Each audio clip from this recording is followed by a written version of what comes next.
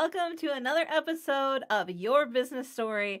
I'm your host, Kristen Spencer, and today we are going to talk to someone whose business is named No Woman Left Behind. Without further ado, I would love to welcome Rosie Zilinskas to the show. Welcome, Rosie. Thank you for coming on. Hey, Kristen, thank you so much for having me. I'm excited to talk about this business story. That's awesome. Yeah, and also I just want to point out that Rosie sent me a little bit about herself, and one of the things about her is that she's bilingual, which I love. So what languages do you speak? Spanish. Spanish is So my Spanish. English and Actually, Spanish. yeah, right. Spanish is my first language. I'm 100% Mexican. I don't look it, but yes, I'm 100% Mexican. I just never like to assume. I thought I heard it because my sister-in-law is also from Mexico, but I was like, let me just make sure I don't make any wrong assumptions. So thank you. And that's Sure. amazing. I love that. All right. Are you ready to dive into the first question? Yes, I am. Okay. So this is how this show works. You're going to answer a few questions and I'm going to create a updated unique selling proposition for you live. I'll bring it on the screen toward the end of the show and we can critique it together. But the first question is, what is the most important problem you solve for your client and who is your client? The important problem that I solve for my clients is letting them know that they are part of the reason why they're not advancing their career. My client is a woman who is mid-career level in the corporate world, and they are stuck. They don't know why they're not advancing, but really they're part of the problem because they don't even know that they're holding themselves back. They're not aware. So I am teaching them, number one, to be aware, and then number two, what they need to do in order to get unstuck. Okay. So they're like, when you say they're stuck, you mean that they can't advance even though they want to. Exactly. They are trying to advance in their career. They're trying to move up the corporate ladder, but they're doing some things, but they're not being able to get any traction to get those promotions that they want. Right. And so they don't actually know what they should be doing, which is where you come in, I imagine. Exactly. Okay, awesome. All right, that leads us, that was a very fast, succinct answer. Good job. So this is a question I always love to ask because I know from personal experience in my business, the thing that someone usually thinks they need to fix is not what they need to fix to see movement. So what is the biggest pain that your client is in, and what do they think they need to do to solve it? They think that they need to do more knowledge learning. So advancing their skills, trying to develop their skills so that they can get to the next level. Okay. However, the things that they're not really focused on is self-belief and self-trust, because they don't necessarily know that they're lacking those skills in order to stop holding themselves back. All right. So what do you think is their biggest pain that they feel? Because obviously they don't know that they're like what you said, right? They don't know that they don't have self-belief, they don't have self-trust. So where do they think their pain is coming from? I think that the lack of knowledge, they think that they're not qualified, and that's actually the perfect answer. One of the reasons why women are holding themselves back is, and a super easy thing is, they don't apply for jobs because they don't feel that they're deserving of the promotion or the position, because the job description say it has 20 characteristics. In their heads, they believe that they have to have all the 20% or the 20 characteristics in order to just apply for the job. And on the other hand, men will apply for a position having 50% of those job characteristics. So women are holding themselves back by not applying for a job. And I tell them, apply for the job anyway, let someone else make the decision. Right, like don't disqualify yourself before you even try to apply for it. What? I'm sorry, I have to ask a follow-up question because Do you have an idea as to why this happens, that women are like, I can't apply unless I have at least every single thing on the list, and men are like, I've got like, around 50%. Let me just see what happens. Well, have you ever seen that cartoon where a man and a woman are looking at themselves in the mirror, and the man has like kind of balding and has a big pot belly, and he sees the mirror and he sees this like muscular person, and he's like a 10. And then the woman, she's beautiful and thin, and then she sees a woman that's heavy and haggard in the mirror. So it's the perception that we have, it's the conditioning that we've had our entire lives. And as I'm sure actually you were just talking about this in another one of your shows, the perfectionism. We women are so hard on ourselves. We feel that we have to be perfect. And all those 20 characteristics on the job requirement, in our heads, we're like, oh, well, I can't apply because I don't have all 20. And that's part of where I come in, Kristen, because I teach women, you don't have to be perfect. You don't have to have all 20 characteristics. As long as you have a decent amount of the knowledge in order to apply for the position, that's all you need. And again, don't discount yourself. I love that so much. Yeah. Rosie is referencing an episode that I did with Selena Stone earlier today, and we were confiding in each other publicly that we're both recovering perfectionists. And I have definitely looked at a job resume and been like, oh, I'm missing half of this one qualification. I'm not going to apply. And like, I've heard Rosie talk about this before, and I thought it was so interesting, but I also was like, I'm doing everything wrong. But now I run my own business, thankfully. The only person I need to apply to is myself. Exactly. So, what is your solution to their big problem, and how do you walk them through it? Because it sounds like it's a mindset issue for the most part. So how do you talk them into trusting themselves more? Well, I kind of give them examples. Like, so I was working with this woman, her name is Amanda, and she was trying to apply for the position. And kind of like what we just spoke about, we kind of discovered that she is a rule follower in her head. And because she's a rule follower and the job description says that she has all these qualifications to meet, she automatically discounts herself. And that's what we talk about. Like, what are the thoughts in your head? What story are you telling yourself that makes you disqualify yourself from advancing in the opportunity? So it could be applying for the job. It could be not speaking to their manager and requesting feedback. It could be talking to their manager and saying, listen, I am overworked. I need help. So asking for what you need. And then, of course, we will talk about their core values, like making sure that the company is in line with their own personal core values. Because as you will know, if someone has a core value that is health, for example, they're just a healthy individual, they're not going to go work with a Marlboro or a tobacco company because they're not a health company. So, and it's just a series of things. And those are the foundation of what we work on first. And then we start tackling the knowledge skills and the transferable skills. And we create a focus strategy, a blueprint for them to be able to reference it back whenever they're going for that next position. So they can clearly see, this is my next best step, instead of looking at the end goal and then panicking, which I imagine happens.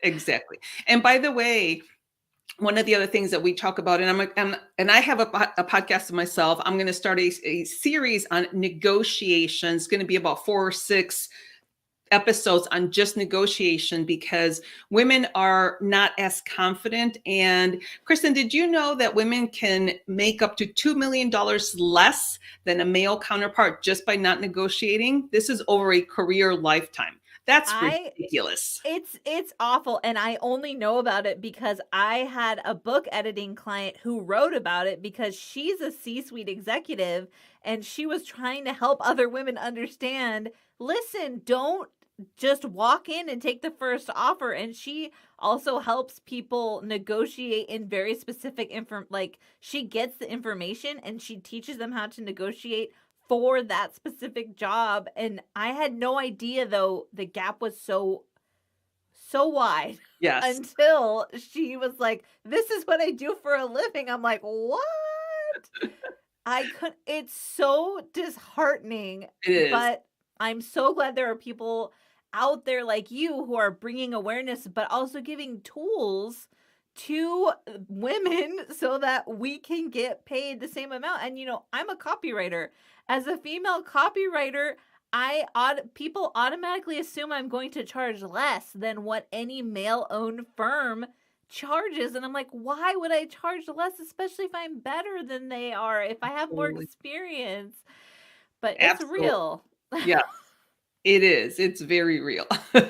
And would you like to tell our listeners what your podcast is so they can go check it out? Yeah, my podcast and my company are both called No Woman Left Behind. Okay. And again, everything that I talk about is related to women in the corporate world.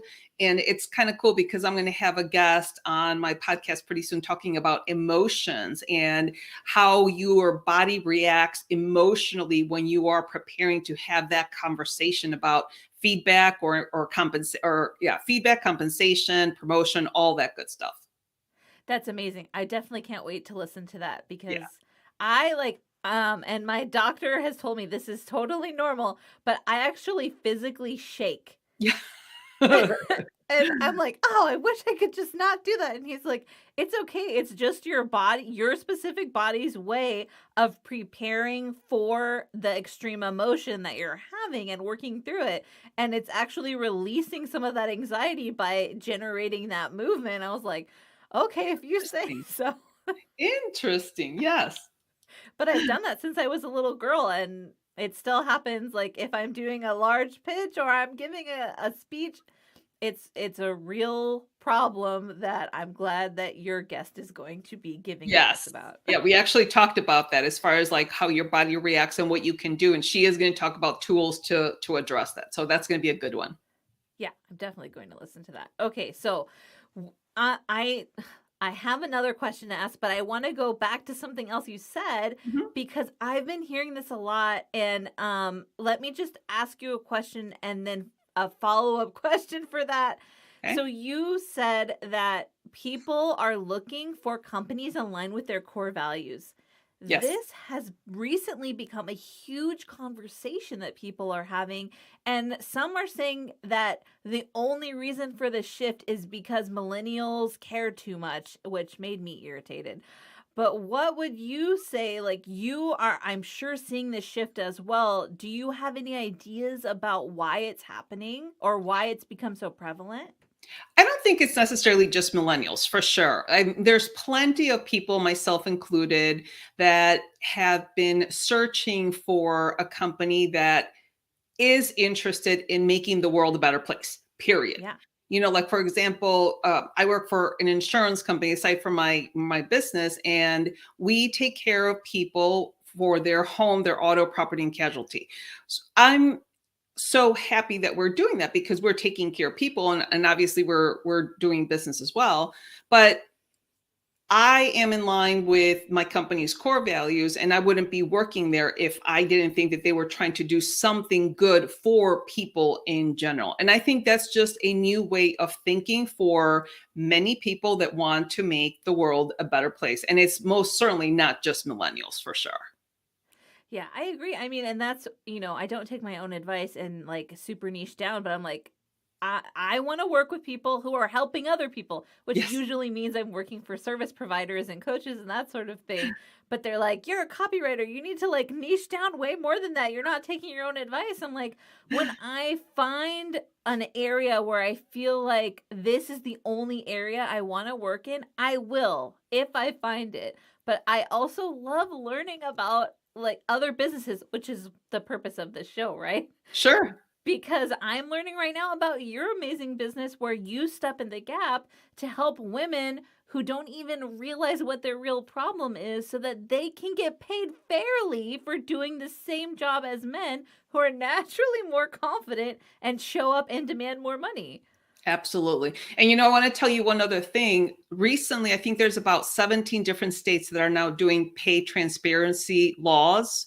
And so now whenever they post a job, depending on the state, they have to put the pay range right on the job description.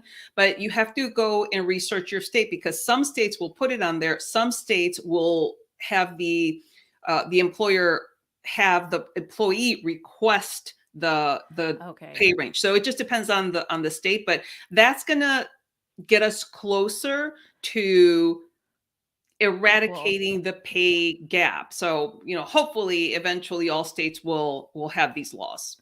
So if you're looking for a job right now, Rosie is telling you that you should figure out what the laws are in your state so that Absolutely. you can request the amount if you need to. Yes, absolutely. All right. So let's dive into the last question.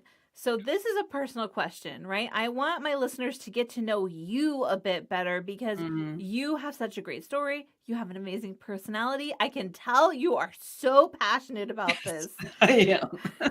Why should they trust you to solve this problem for them? And how do you solve it for them?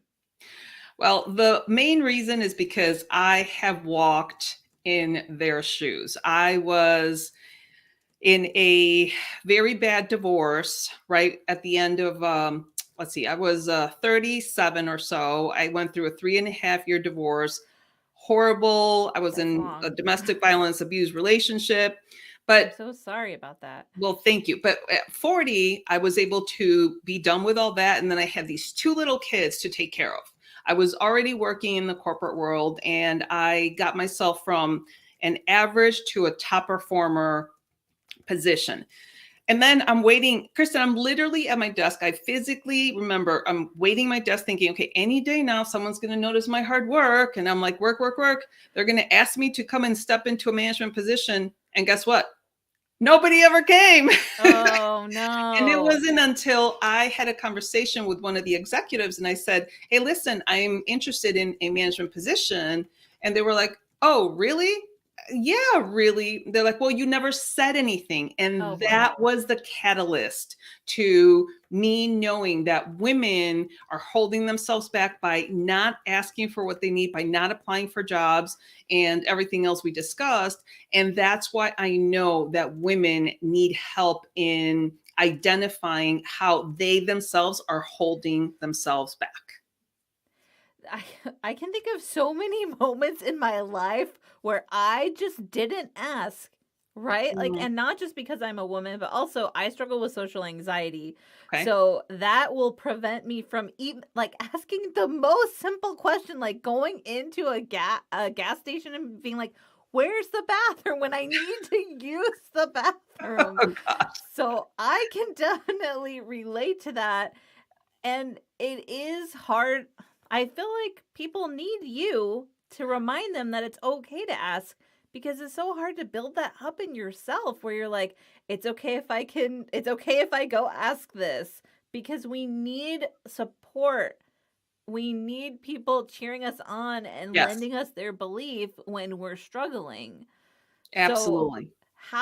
what kind of offer do you have? What is it like if someone says, okay, I really, really need Rosie in my life right now? How do they reach out to get in touch with you? How do they hire you to allow them to borrow that belief? Sure. They can come to my website. My website is nowomanleftbehind.com. I have And my it's in the coaching. chat for everyone who wants to just go click on it. I put it in there for Awesome. Thank you, you. Kristen. So they can go on there. And all my pricing is right on there. I'm not hiding anything. I want people to know, what they're getting up front. I have I think my package that I recommend the most is a 6-month package. Okay. But I do, smaller packages. The other thing, I do have some free gifts on there. I have a quiz. I have Oh. a corporate kickstart course that's free. And I do a 30-minute consultation for anyone that's interested in kickstarting their career. So those are a few ways that people can get in touch with me. Okay, that's amazing. All right. So, I just would love to hear this is your business story. So if you would let us know like what is your favorite business story to tell about your personal experience, or maybe a win you get that you've gotten for a past client? So recently, now I've been kind of setting the foundation for my business since 2019, but I still work for full time, and it's been a struggle. In 2022, finally, everything crystallized for me. I co wrote a chapter in a book called Engaging Speakers, Voices of Truth. I am now actively applying for a TEDx talk. And the thing is, all the stuff that I'm doing right now is because I want women to know that they deserve the career of their dreams, to live a life that they love. And like you said, I'm super passionate about this stuff. My Yeah. husband calls me a geek because I'm always like wanting to learn. Oh, every time I get the local community college, I look through the courses and he's like, you're such a geek. But this year I helped 2 people land a career of their dreams. And to me, when I see people that I have helped succeed, I feel fulfilled. I feel whole and complete. And I'm making a difference in the world. And I'll tell you one quick little thing. I went to the University of Illinois at Urbana-Champaign. In the quad, we have a statue of a woman in robes, and she's got her arms kind of like open wide. And the statue says, "To the happy children of the future, those of the past send greetings." And I absolutely love that saying because, Kristen, I know that so many women before me came to lay the path for where I am today. And I want to do the same for those, especially younger women that are coming up behind me, and for future generations. They might not know my name, but I want to make sure to tell women, to show women, to teach them that they need to advocate for themselves because they are worth it. That's amazing. Yeah, I've actually been to that campus because I went to an intervarsity camp there in the winter one year, and that's where I realized I wanted to live abroad, and I did actually live abroad for 10 years. But it's a Good. Where'd you beautiful live? campus. I lived in Hungary for a year and a half, and then I lived in Greece for over 7 years. Oh, fun. I would love to go to Greece. I've never been. So that's on It's my bucket list. You should go. It's Yes. amazing. All right. I think I have something for you. Would you like to Oh, see what I wrote? yes, I would love it. Okay, I'm just going to pop it up here. And normally there's some kind of typo because I'm listening to you talk and doing it at the same time. But so I help women understand that they need to apply for or ask for the career they want based on a foundation of self belief and self trust without having to go for more education or waiting to have someone else tell them that they're qualified. Yes. Oh my gosh. Yes. So often people do, especially women, they are waiting for someone to validate them when the Yeah. validation needs to come from within. So that is perfect. I love it. All right. Well, that's yours to keep. I will send that to you. And I want to thank you for coming on this show and sharing your amazing knowledge. If anyone is listening right now and they feel like I can't, I can't ask for the job that I want for, what is the one thing that you would want to share with them? I would say for them to really reflect on the fact that they can ask for the job. Because when they are thinking, I can't, they just need to turn that thought and that belief around and say, I am a powerful woman that asks for what I need, Mm. and they are able to do it. That's amazing. So if you're listening right now and you needed to hear that, first of all, I needed to hear that. I need to hear that all the time, right? Because I'm in a very competitive world that is mostly run by men, even though honestly, for every other career, most of the writers are women. Women tend to be the writers, and in copywriting, it is not that way, and we're trying to change that. So Yes. I appreciate all of the wonderful advice and encouragement that you have given. And like Rosie said, if you want to find her, work with her, even get some amazing free advice, you can head to her website, which I'm putting in the chat right now, and it will also be in the show notes. Thank you so much, Rosie, for coming on. I Oh, thank appreciate you. you. and your amazing business story. And I can't wait to hear over the next few months about all the adventures and wins that you have with your clients. Well, thank you very much, Kristen. This was a ton of fun. I appreciate you asking me to be on.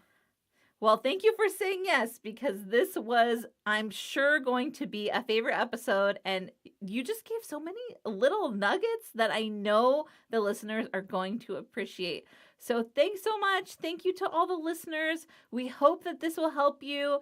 And please make sure to reach out to Rosie if you need more specific help with this. All right. Have a great rest of your day, and we will talk again soon. All right. Thanks, Kristen.